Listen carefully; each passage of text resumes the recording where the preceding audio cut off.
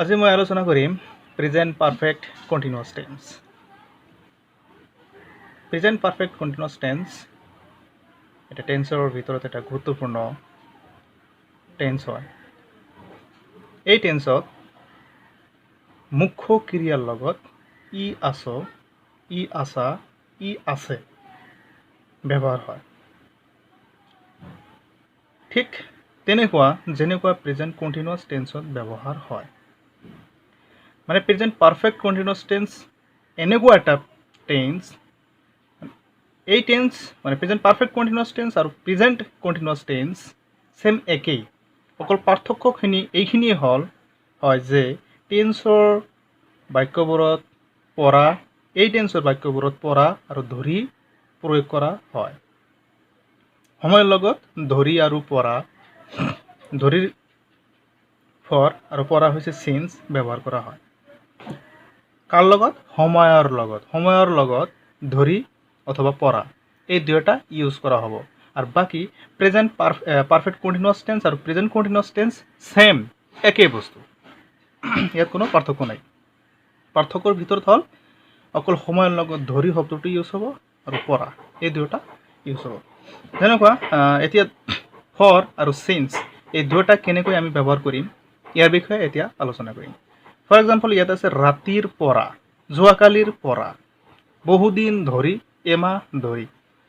যদি ধৰি হয় তেনেহ'লে ফৰ ইউজ কৰিব লাগিব, যদি পৰা থাকে তেনেহ'লে সিন্স ইউজ কৰিব লাগিব।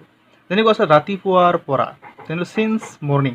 কোনোবাই যদি কয় মই ৰাতিপুৱাৰ পৰা পঢ়ি আছোঁ, মই ৰাতিপুৱাৰ পৰা কামটো কৰি আছোঁ, ঠিক এনেকুৱা ৰাতিপুৱাৰ পৰা হ'লে সিন্স মৰ্নিং, যোৱাকালিৰ পৰা সিন্স ইয়েষ্টাৰডে, সোমবাৰৰ পৰা কামটো কৰি আছোঁ, এনেকুৱা সেন্সত যদি কোৱা হয় তেনেহ'লে ক'ব লাগিব সিন্স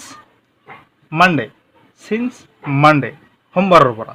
অথবা যিকোনো এটা বাৰৰ কথা ক'লেই তেতিয়া ক'ব লাগিব সিন্স সানডে অথবা মানডে অথবা থ্ৰেছডে, এনেকৈ ক'ব লাগিব। বহুদিন ধৰি, যদি ধৰি অৰ্থত ইউজ কৰা হয় তেনেহ'লে ফৰ মেনি ডেজ, তেনেহ'লে ফৰটো ইউজ কৰিব লাগিব, সিন্সৰ ঠাইত ফৰ। বহুদিন ধৰি ফৰ মেনি ডেজ, এমাহ ধৰি ফৰ এ মান্থ, এমাহ ধৰি কামটো কৰি আছে। ঠিক এনেকুৱা ধৰি আৰু পৰা মানে ফৰ আৰু সিন্সৰ ইউজ এতিয়া আমি কৰা শিকিলোঁ ক'ত কেনেকৈ কৰিব লাগিব।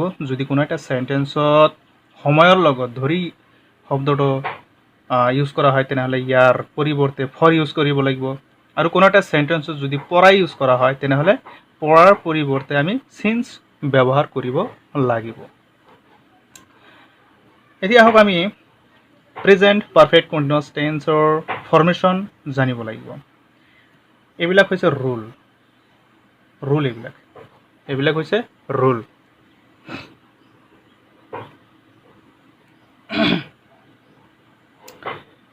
প্ৰেজেন্ট পাৰফেক্ট কন্টিনিউয়াস টেন্সৰ এফাৰ্মেটিভ সেন্টেন্স বনাবৰ কাৰণে এই ফৰ্মেশ্যনটো ইউজ কৰিব লাগিব।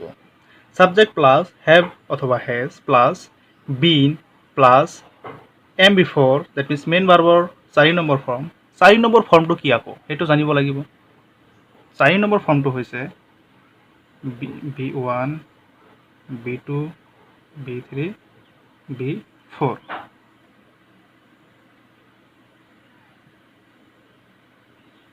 ইয়াতে B1 study, B2 studied, B3 এইটো studied, তাৰমানে এইটো হৈছে প্ৰেজেন্ট ভাৰ্বৰ 1 প্ৰেজেন্ট ফৰ্ম, এইটো পাষ্ট ফৰ্ম, এটা পাষ্ট পাৰ্টিচিপল। আৰু B4 হৈছে প্ৰেজেন্ট মানে ভাৰ্বৰ লগত, প্ৰেজেন্ট ভাৰ্বৰ লগত যিটো ভাৰ্ব থাকিব, প্ৰেজেন্ট ফৰ্ম থাকিব, তাৰ লগত ING যোগ হ'ব। যেনেকুৱা ষ্টাডি আছে তেনেহ'লে ষ্টাডিং,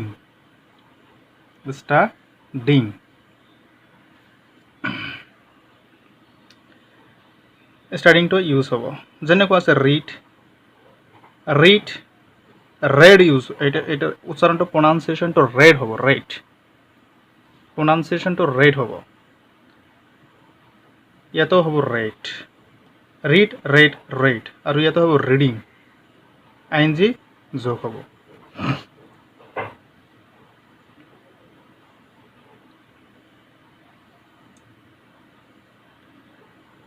এতিয়া প্ৰেজেণ্ট পাৰফেক্ট কণ্টিনিউৱাছ টেন্সৰ যেটো ফৰ্মেশ্যন এফাৰ্মেটিভ শিকিলোঁ, এতিয়া আমি নেগেটিভ শিকিব লাগিব, তাৰপিছত ইণ্টাৰগেটিভ, তাৰপিছত ইণ্টাৰগেটিভ নেগেটিভ। নেগেটিভটো হৈছে ছাবজেক্ট প্লাছ হেভ অথবা has plus not plus been plus main ভাৰ্বৰ 4 number form plus object plus since অথবা ফৰ এই দুটাৰ লগতে টাইম মেনশ্যন কৰা থাকিব লাগিব। ঠিক এনেকৈ ইণ্টাৰগেটিভ WH কুৱেশ্যন থাকিব লাগিব, এইটো থাকিবও পাৰে নাথাকিবও পাৰে, সেইকাৰণে ইয়াতে এটা অপশ্যন দি দিছোঁ। কিন্তু কোনো এটা ইণ্টাৰগেটিভ সেন্টেন্সত হেভ অথবা হেজ থাকিবই লাগিব।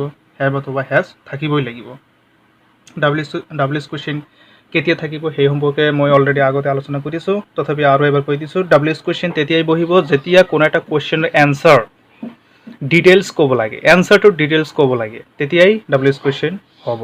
আৰু যদি WH কুৱেশ্যনৰ কোনো এটা কুৱেশ্যনৰ এনচাৰটো যদি অকল এনচাৰটো ইয়েছ অথবা নোৰ মাজত হৈ যায়, তেন্তে তেতিয়া WH কুৱেশ্যনৰ প্ৰয়োজন নাই। এইটো মনত ৰাখিলে হৈ গ'ল। ঠিক আছে, ঠিক এই ফৰ্মেশ্যনত এতিয়া দুই এটা এক্সাম্পল দিছোঁ। মই ৰাতিপুৱাৰ পৰা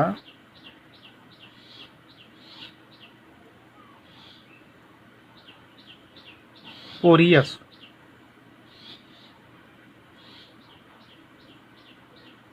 মই ৰাতিপুৱাৰ পৰা পঢ়ি আছোঁ।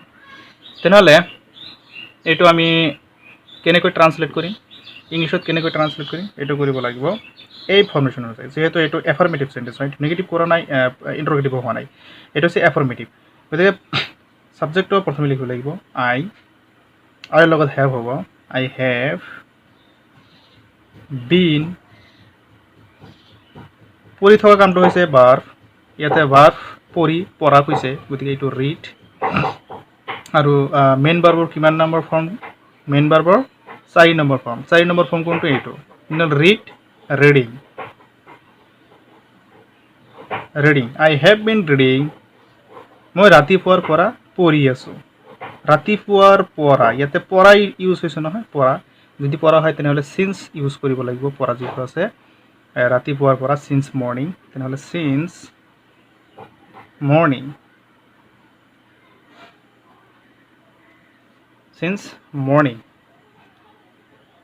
I have been reading since morning, মই ৰাতিপুৱাৰ পৰা পঢ়ি আছোঁ।